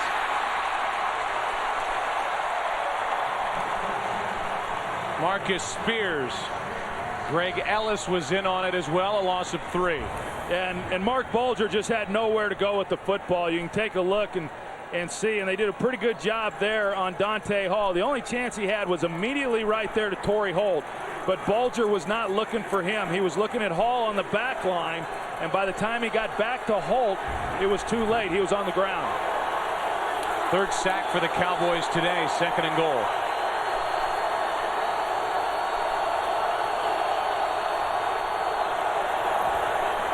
Pressure off the edge, pass is easily picked off. Intercepted by Ken Hamlin, and he'll never have an easier one. And again, you can't tell me that a guy in Mark Bulger with 2 broken ribs making throws like that he's right and should be out on the field right now. Well, and whether he's right or not, this is his second interception down here in the red zone in consecutive weeks, and you know, he's just not seeing the field real well either. Ball well, ran the ball well. None of those things have happened in 07. Romo fires Creighton. Why not? His career day continues. Dragged down by Jonathan Wade. Patrick Creighton is over 150 yards for the day, up in the 174 range. His previous high was 104 yards. And Romo's looking for him every time he drops back. Well, and the one thing that we know with Jason Garrett as the offensive coordinator, they're not going to let up. I mean, here they are with a 21-point lead. There's a lot of coaches in this league that would start running the ball and trying to milk the clock. That is not what the Dallas Cowboys are about this year. They will continue to be aggressive and play their ball. Barber. Nobody can bring him down. Poor tackling by the Rams, and Marion Barber down to the 33.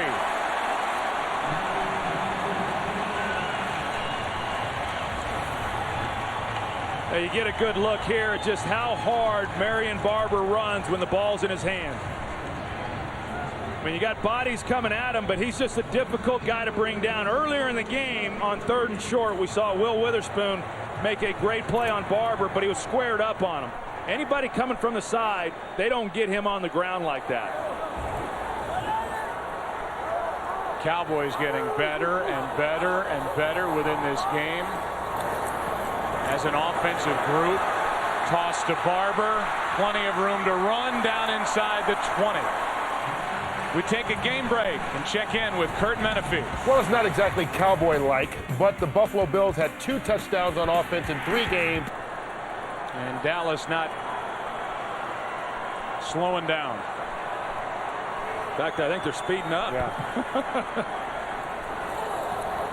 Hand off to Barber, and he trips on first down and picks up 2. You know, I think a lot of people would wonder, because Dallas has been so successful in the second half of their games this year, that, you know, what exactly takes place in there in the locker room at halftime to allow them to come out and have so much success, especially on the offensive side of the ball. And, you know, I've never thought much about halftime adjustments. I think they're overrated. I don't think there's a lot of big speeches that occur at halftime based on my experiences. I think it's more just a chance for these players. They really get a chance to get a feel for what the defense is trying to do against them, and they come out by the second half, and they got a pretty good beat on how they're going to attack them. Rollout by Romo, throws wide open. Witten, who tap dances in for the touchdown.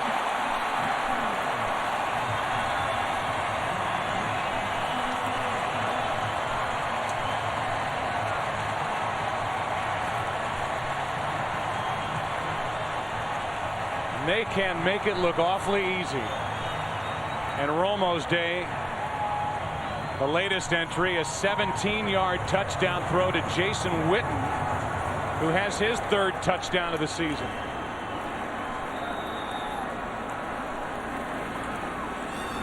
Meanwhile, Farrad's got his helmet on. He's been warming up.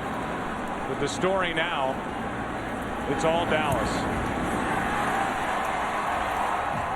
You know what I think it is, Troy? It's all the frustration built up by Jason Garrett being your backup over the years. Now he's got control, and he's not going to let up. Well, again, they got Ron Bartell. You know, he's the corner.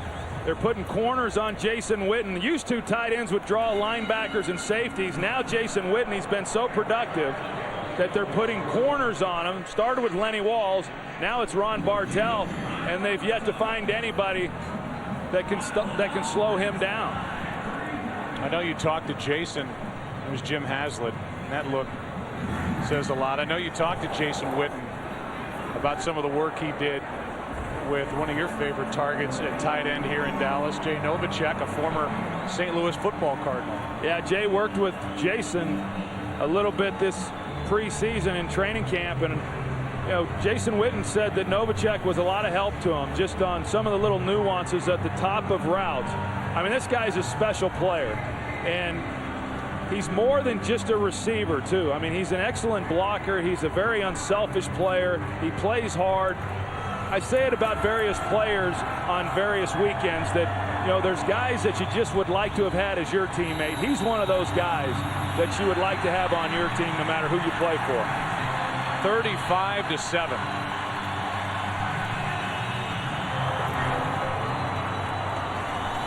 And it looks like Gus Frerotte will finally take over at quarterback for the Rams. Dante Hall goes sideways. Watkins on the tackle. And just a couple of the names that are in the Ring of Honor here at Texas Stadium. What a start for the 2007 Cowboys, and a handoff is to Brian Leonard, and now Frerotte is indeed in at quarterback, a gain of 4 by Leonard. And how excited is Gus Frerotte right now? I mean, as we talked about there towards the end of the first half, you know, you could make a statement that Frerotte should probably have been playing in this game much sooner, but now when you put him in and you're down 28 points and all you're going to be doing is throwing, if in fact you're going to try to even be competitive, that's not an easy thing to do. Quick throw and a completion to Dane Looker, who's a guy who's, in my opinion, been underutilized to this point in the season. A gain of 10. And of course, even though they're going no huddle right now, there's not a lot of urgency in the way in which they're getting to the offensive line. Well, first of all, the offensive line, they're looking to their left and right and going, okay, what's your name? Yeah, they're still making introductions up there. Hi, I'm Brett. Good, I'm Claude. Fantastic. I'm Alex. I'll be to your left. And oh, by the way, that's DeMarcus Ware. I think they're getting acclimated to this new system of Wade Phillips. Throw out to Torrey Holt. Good zip on that pass from Gus Frerotte, a gain of 8. This is a guy, he can still play. And he was joking with Mark Bulger. The two are great friends. He said, all I ask of you, Mark, is if you're going to go down and I have to replace you, just lay on the ground a little longer, because it takes me more time to warm up these days. But he can still throw it. Yeah. And we had that shot there of Isaac Bruce, and I wonder if he'll be making any more guarantees. That didn't go so well. He guaranteed a Ram win, and the Rams are staring at 0-4, and we're staring at the end of the third quarter here in Dallas. Alex Barron, the left tackle, who's been getting Goldberg and Randall Smith out with a knee, both those players, and an ankle for Anthony Henry. He's out for the rest of the day. But the initial x-rays were negative. Third down and 8.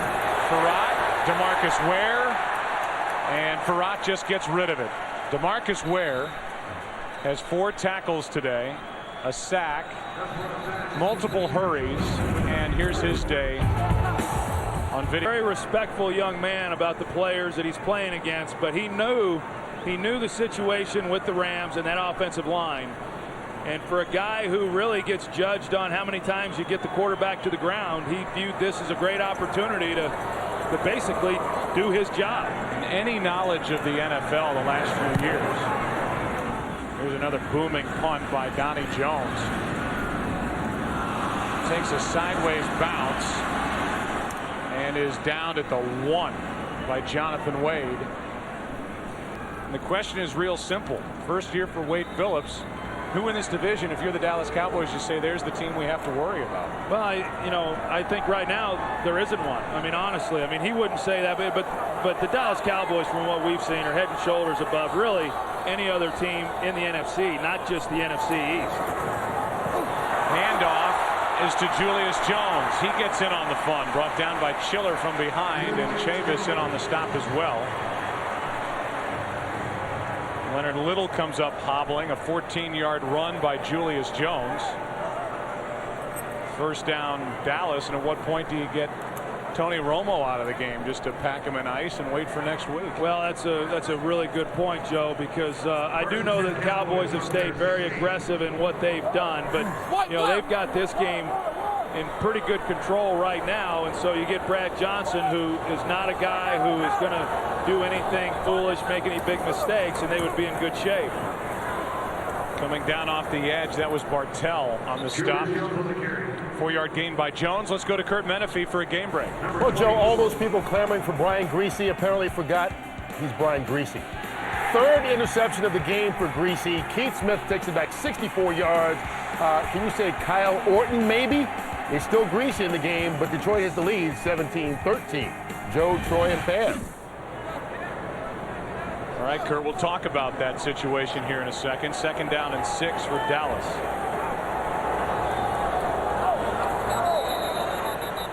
And Fasano moved.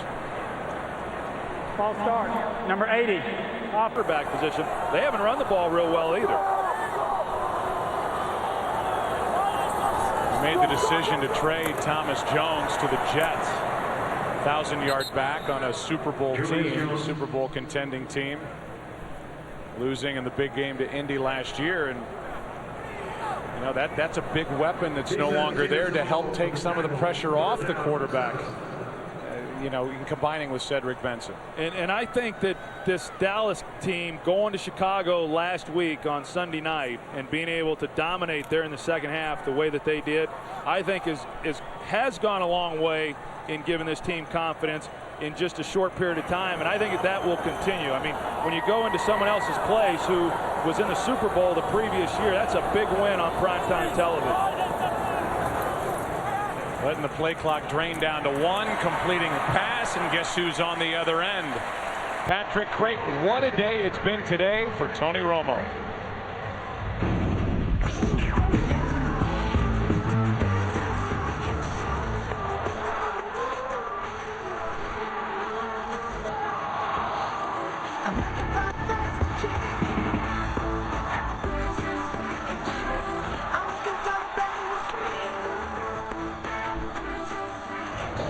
Pro Bowler last year. Started his career 4-1 as a starter, 2-4 down the stretch. It didn't end well with that missed snap in Seattle. I'd say he's over that, everybody. Julius Jones for a couple. Let's go for another game break. Keep them coming, Kurt. Well, Joe, the Bears may not have a quarterback, but they've got Devin Hester. On the ensuing kickoff after the Lions touchdown, Hester, with a couple of moves, times it perfectly. Takes it back 97 yards for the score, and the Bears have a 20-17 lead. Forget Grossman, forget Griese, forget Orton. Hey, maybe Hester can play QB. He can do a little bit of everything, Kurt, and he's really changed. What he did last year, you see the Rams make a trade and get Dante Hall. A guy like Ted Ginn was a 9th overall pick, predominantly because of what he does returning kicks. That is a big weapon for Chicago, to say the least. But I take offense to what Kurt Menefee said. What's that? You just can't throw anybody in there at quarterback. The guy returns kicks, I understand, but come on. First of all, I think you need to just relax and let that go. And if you have an issue, just email Kurt. He's very prompt with his responses. But, he did bring up the name Kyle Orton. And, they're going to keep going down the tree there to find somebody. If it started with Grossman, it's Griese now. And Orton had a pretty good run a couple of years ago when he got his chance. Well, they didn't defend him by saying all the guy does is win when they replaced Orton, because he did win. Handoff is to Julius Jones. He picks up 3. But, you know, to go back to kind of what we've been talking about, I mean, you say, okay, who really, I mean, it's early. This is the 4th game of the season, but, you know, who's going to emerge here in the NFC? I mean, clearly Dallas is, but, you know, who else is there? And, you know, all of us thought that Chicago, okay, I don't know. I mean, they sure haven't shown too much so far. In the East, Philadelphia, I think there's a big game tonight with Philadelphia and then the New York Giants. Both teams at 1 and 2, both big wins last week, a bigger win for the Eagles. Can they use that to propel them on to a run here like they have in other years? Julius Jones running with a purpose. On 2nd down, Julius picks up 4, brought down by Bartell. I mean, I think you're going to have a couple of elite teams. In our estimation, Dallas would be at the top. And then you're going to have a lot of mediocre clubs that are fighting it out for playoff spots as we go through this 2007 regular season. And it's not going to take 10, 11 wins to get into the postseason. There are going to be some 8 and 8 teams, and there are going to be 7 and 9 teams that have a shot. You get the feeling at the end of the season to get into January football. 3rd down and 3. Pass is behind Creighton, and it's 4th down. Well, and the other thing that we do know, Joe, is that, you know, you really can't determine anything this early in the season. I mean, a lot of things happen. We've seen the Rams. We've talked about, you know, all the injuries that they've already experienced. It could happen to any team in this league, and a team all of a sudden loses a game. They lose some confidence. They begin to struggle. You know, in previous years, this Cowboys team has started off pretty good, and they've fizzled down the stretch. And I think that's going to be the challenge for this team. You know, can they sustain this? It's not going to be as easy each week as they've made it appear here over the first 4 games. People have wondered about Scott Linehan as head coach. To me, he is the right guy who is basically coaching with both hands tied behind his back. Everything's going wrong for the Rams now, or right for the Cowboys as Watt back down by 28 in what was a 7-point game at the half, and what was a tie game with about 2 minutes left in the first half. Not much for Travis Minor. He gets back to the line of scrimmage. That's it. I talked about Scott Linehan, and they say, well, what are they doing offensively? What are you supposed to do offensively when you can't block anybody? Well, the answer to that is you can't do anything. Handoff is to Minor again, and he gets it out to the 5. You know, we spent a lot of time talking about what the Cowboys have been able to do offensively. Tony Romo, Terrell Owens, Jason Witten, Marion Barber, and so forth. The best part of that offense is their offensive line. I mean, when the game ends today and everybody goes home and they start talking about how great the Cowboys look, there's not going to be a lot of conversation about how great that offensive line did. And they've been outstanding, and they've been outstanding throughout the other games as well. And when you look at the Rams, you immediately say, oh, well, this skilled player's not doing this guy's not doing this. But it really does all start up front. The throw, a beauty from Farrat to Torrey Holt, and he has a first down out across the 15 to the 17. Yeah, Jason Garrett told you that very thing. The offensive line is the best part of our team, and it's anchored by the guy with the pump of cold water going into his shoulder pads, Andre Gerard, their center. Yeah, and the guy who makes it all happen is right here, Tony Sperano, and you know what a great job he's done. He was the offensive coordinator under Bill Parcells, and he led a great group last year offensively, and you know he does a tremendous job with that group up front. Timeout St. Louis, first down St. Louis. Been off to this season for Dallas. Injured his ankle. We said earlier the initial reports, the x-ray's negative, but why take a chance? Hamlin was coming on a blitz. The throw by Farrat is downfield and out of the reach of Drew Bennett. 2nd and 10. Well, you go back and look at this game and where it all went wrong, because St. Louis, I mean, they had a chance. It was really right here. This was a 3rd down play, and they're able to stop Dallas if they're able to tackle Tony Romo. Instead, Romo able to pick up the first down, and then more importantly, that led to the touchdown before halftime that made it 14-7. 30 yards behind the line of scrimmage. It turned into a 4-yard gain, a first down.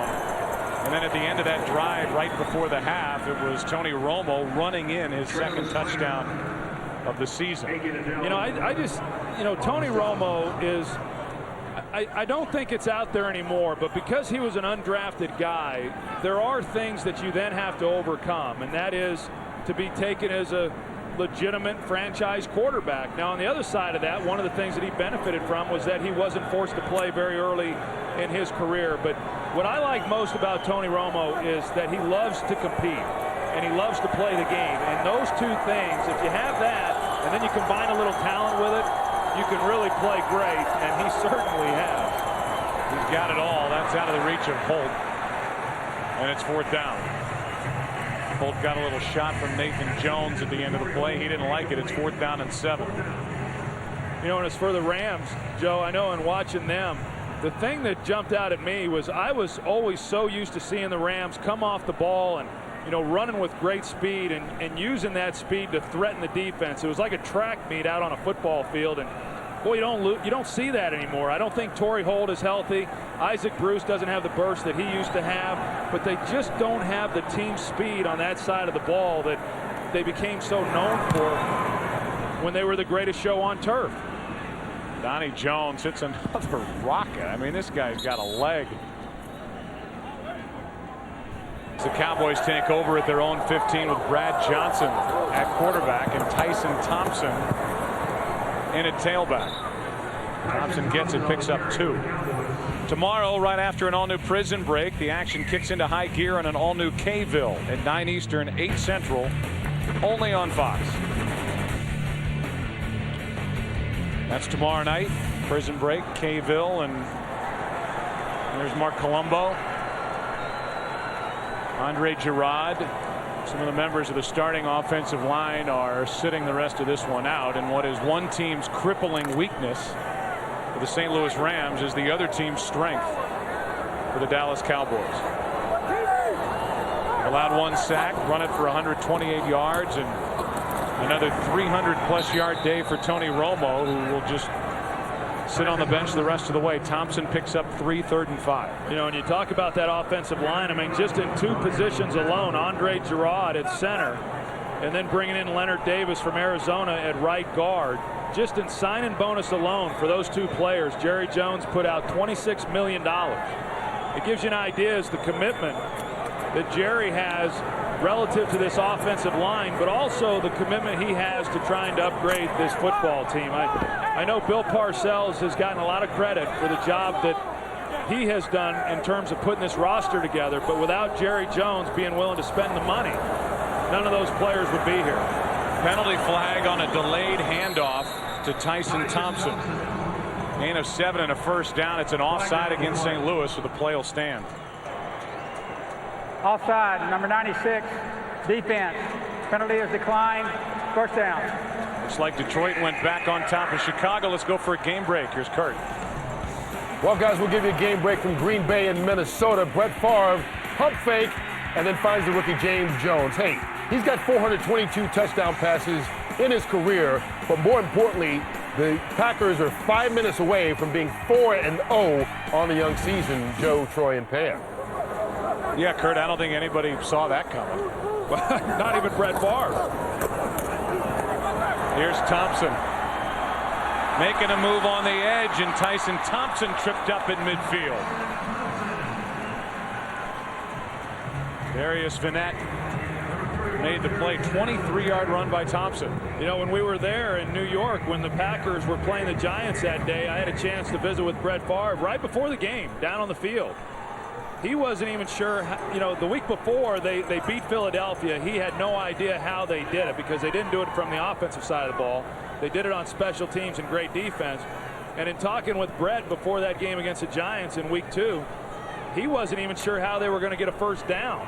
And that really illustrates what can happen when you have a little success. You start believing in yourself. Right now, the Packers believe in themselves. And here I go beating a dead horse, but what was the one part of their team and their offense that they liked coming back from a year ago? Their offensive line. So they can protect, they can open up some running lanes, and while they don't have a lot of name players at the skill positions other than certainly Brett Favre and Donald Driver, They're effective, and defensively, they're one of the best young defenses in the entire NFL. Yeah, and I know that there's going to be a matchup in November with the Dallas Cowboys and the Green Bay Packers here at Texas Stadium. I mean, the way it's shaping up right now, that could be worth something. 2.5 to play. 2nd down and 10 for Dallas. Thompson again. The net on the tackle, a gain of 4, and that'll take us to the 2-minute warning here at Texas Stadium. It's been a great day for the Dallas Cowboys all the way around, and for the Rams, it's been a day more of the same in a game that Mark Bulger will not even finish. 2-minute warning here in Dallas. Cowboys 2 minutes from a 4-0 start. On between Detroit and Chicago that they can update you on. It's Corey Chavis in the middle of Isaac Bruce and Torrey Holt. Handoff is to Tyson Thompson. Picks up 8. Meanwhile, for Dallas, they are over 500 yards of offense now. For the first time since you were at quarterback, and number 9 was a number 8 when the Cowboys put up 541 yards on the Redskins at Washington, September 12th of '99. Yeah, well, that game went overtime too. So. But now the Cowboys could take a knee and run out the clock. I mean, the Rams aren't going to burn their last time out. The Cowboys could take a knee, but you get the feeling that they're not going to do that. Who knew Jason Garrett had that mean streak in him? And it's exactly what the Cowboys want. I tell you, we talked about Tony Romo and his price going up. Dallas is going to be 4-0.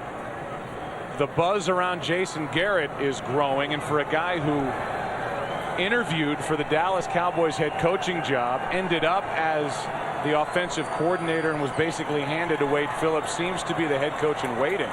Well, there are going to be a lot of teams lined up to get their hands on Jason Garrett. That's right, and I think that like in Minnesota, they had to like Mike Tomlin for a year because he was going to be leaving, becoming a head coach. I think Dallas better like Jason Garrett here for the year that they're going to have him, because I think he's going to be well on his way to becoming a head coach next year. He's done another brilliant job here today. A 500-yard offensive day. Tony Romo, his legend grows. Did it with his legs, did it with his mind, did it with his arm. And it's a 28-point win for the Dallas Cowboys, who are seemingly going to roll through the NFC. It is early, but boy, they look awfully good. We'll take a break, come back. 35-7. The Dallas Cowboys win it. They're 4-0. Back to Texas Stadium after this. They absolutely shredded the Rams defense, which came in 7th ranked in the NFL, albeit after just 3 weeks, and ran it up 35-7. We'll take one more break and come right back and wrap up our day. Cowboys head off the field. They have a date at Buffalo next week. Back in a moment.